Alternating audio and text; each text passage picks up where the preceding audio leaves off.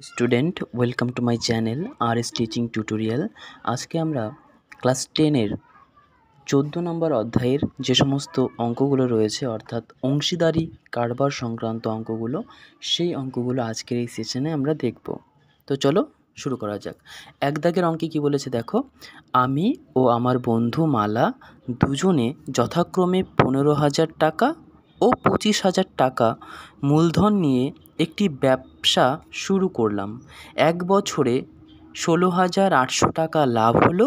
হিসাব করে দেখি আমরা কে কত টাকা লাভ্যাংশ পাবো। এখানে দেখো, অংশীদারি কারবারে যে যত টাকা নিয়োগ করবে সেই টাকার অনুপাতে সে লভ্যাংশ পাবে। এখানে আমি অর্থাৎ 15,000 টাকা এবং আমার বন্ধু মালা 25,000 টাকা বিনিয়োগ করেছে। চলো অঙ্কটা করা যাক।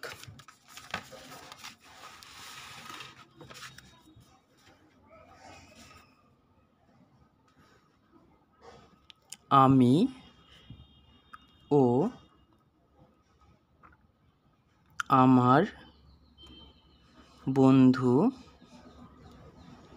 মালার মূলধনের অনুপাত যথাক্রমে কত অনুপাত? আমার হলো 15,000 টাকা আর আমার বন্ধু মালার 25,000 টাকা। এবার দেখো, এটার আমরা অনুপাত বের করব। অনুপাত মানে সেটাকে সর্বনিম্ন কততে আনা যায়। তাহলে এখান থেকে আমরা 3টে শূন্য কেটে দিই, এখান থেকেও 3টে শূন্য কেটে দিই। তাহলে কত আসলো? 15:25। এবার দেখো, এটাকেও আমরা কাটতে পারবো। 5 দিয়ে দুটোকেই কাটা যাবে। 5 দিয়ে 15কে কাটলে 3 হবে এবং 25কে কাটলে 5 হবে। 5 5-এ 25। তাহলে আমাদের অনুপাতটা কত আসলো? 3:5। অর্থাৎ আমার 3 এবং আমার বন্ধু মালার অনুপাত 5। ঠিক আছে, এবার এই অনুপাতের ভিত্তিতে আমরা কি পাবো? লভ্যাংশ পাবো, অর্থাৎ লাভের যে অংশটা সেটা পাবো। তাহলে বছরের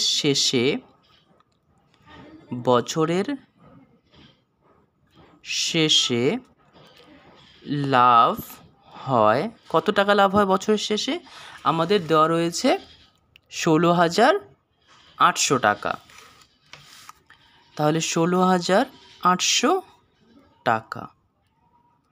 ঠিক আছে, সুতরাং আমি লভ্যাংশ পাবো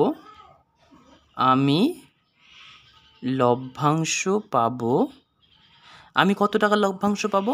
আমার যে অনুপাতটা রয়েছে তার ভিত্তিতে। তাহলে টোটাল কত? 5 আর 3 মিলে টোটাল 8 ভাগ, তার মধ্যে 3 হচ্ছে আমার।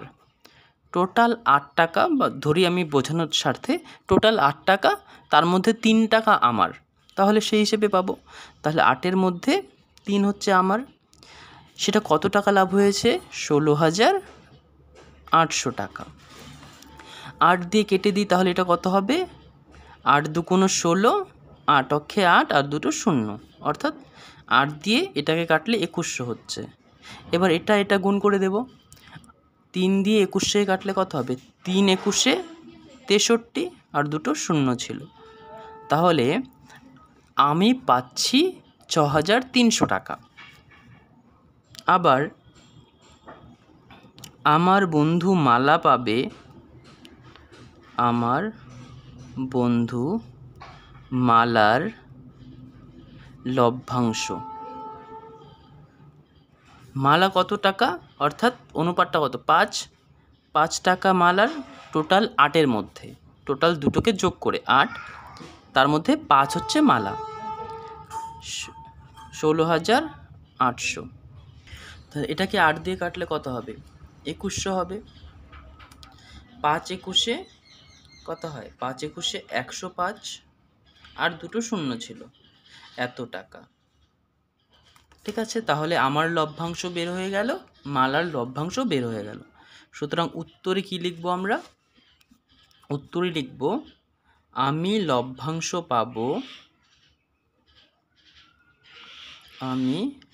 লভ্যাংশ পাবো 6,300 টাকা এবং মালা লভ্যাংশ পাবে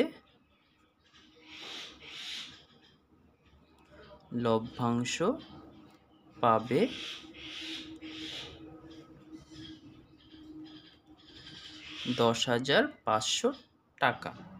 ঠিক আছে, আশা করি এই 1 দাগের অঙ্কটা বুঝতে পেরেছো তোমরা। চলো এবার 2 দাগের অঙ্কটা দেখে নিই কি আছে। 2 দাগে কি বলেছে, প্রিয়ম, সুপ্রিয়া ও বুলু যথাক্রমে 15,000 টাকা, 10,000 টাকা এবং 25,000 টাকা দিয়ে একটি ছোট মুদির দোকান খুলল, কিন্তু বৎসরান্তে 3,000 টাকা লোকসান হলো। কাকে কত টাকা লোকসানের পরিমাণ দিতে হবে হিসাব করে লিখি। দেখো, যখন লাভ হয়েছিল তখন যেহেতু লাভের অংশটা তারা তাদের অনুপাতের হিসেবে তারা ভাগ করে নিয়েছে, যেহেতু লোকসান হয়েছে এখানেও তারা কি করবে, তারা যত টাকা করে বিনিয়োগ করেছিল সেই অনুপাতে সেই লোকসানের টাকাটাও তারা জরিমানা দেবে বা লোকসানের টাকাটা তারা দেবে। ঠিক আছে, চলো অঙ্কটা দেখা যাক।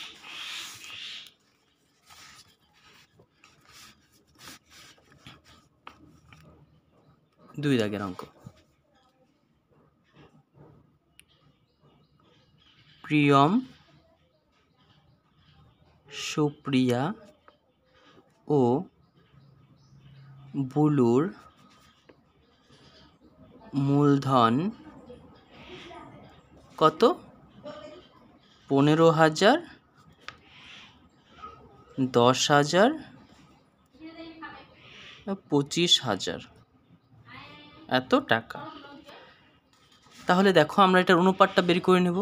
এখান থেকেও 3টা শূন্য, এখান থেকেও 3টা শূন্য, এখান থেকেও 3টা শূন্য, তাহলে কত আসতেছে? 15:10:25। এবার এটাকেও দেখো আমরা 3টাকে আমরা ভাগ করতে পারি 5 দিয়ে। 5 দিয়ে কাটলে এটা হবে 3, এটা কত হবে? 5 দুগুণ 10 অর্থাৎ 2, এটা হবে 5, তাহলে 3:2:5।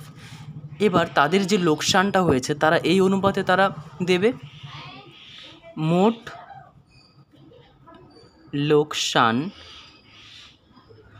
লোকসান কত? 3,000 টাকা। সুতরাং প্রিয়ম লোকসানের টাকা দেবে। তার যে অনুপাত রয়েছে সেই অনুপাতে, এটা হচ্ছে প্রিয়মের, এটা হচ্ছে সুপ্রিয়ার, এটা বুলুর। ঠিক আছে, তাহলে প্রিয়ম দেবে 3, কতর মধ্যে? 5, 6, 7, 8, 9, 10, টোটাল 10-এর মধ্যে 3 হচ্ছে প্রিয়মের। ঠিক আছে, এই অনুপাতে সে লোকসান দেবে, আর টোটাল লোকসান হয়েছে 3,000 টাকা। ঠিক আছে, একটা শূন্য কেটে দিই, 3 তিরিক্ষে 9 অর্থাৎ 900 টাকা। এবার সুপ্রিয়া দেবে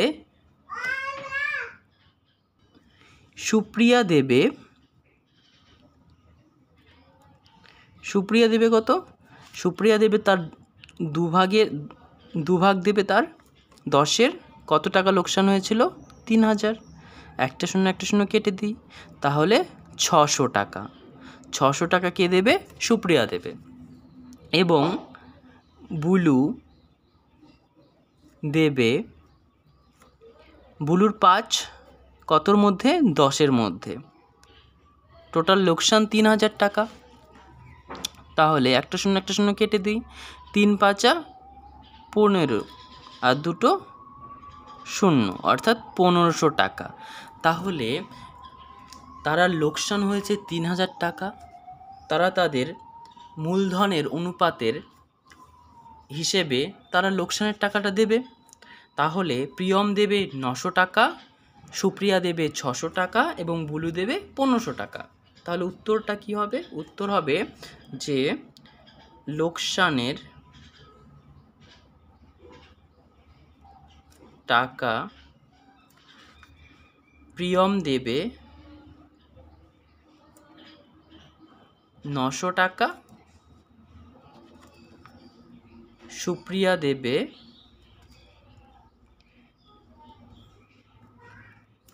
600 টাকা এবং বুলু দেবে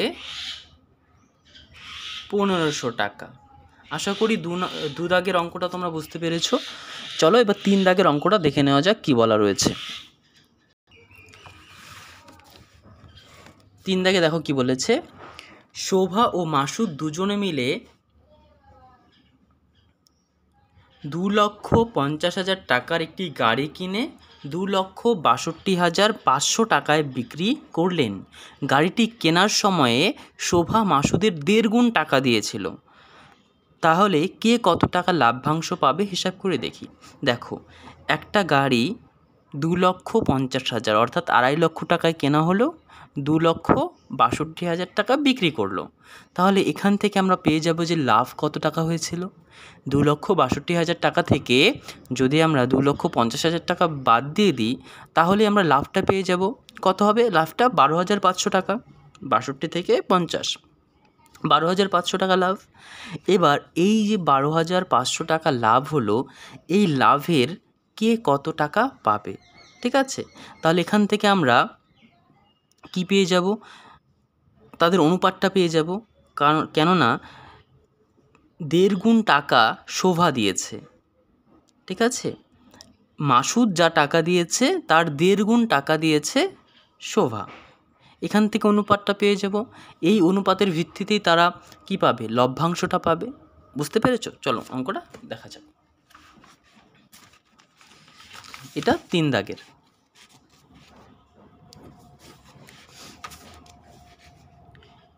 শোভা ও মাসুদ